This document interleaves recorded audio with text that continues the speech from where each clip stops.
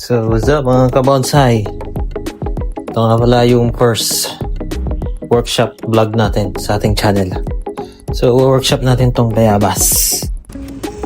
So 2 years na yung bayabas na to, pang material, nung kinuha ko siya sa lupa.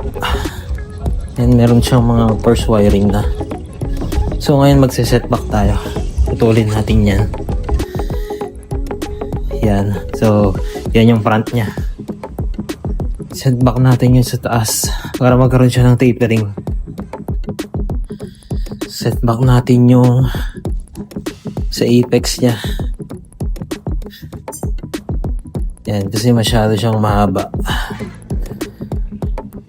Para yung next branch, yan na yung magtutuloy.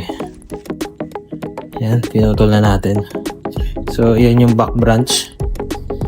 Putulin din natin yan. Para magkaroon siya ng tapering.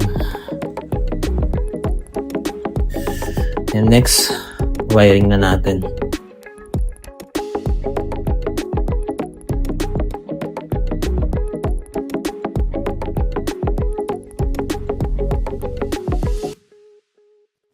So, bali, second wiring na to ng ating mga primary branch. So, papalitawin na natin yung mga secondary natin sa next vlog.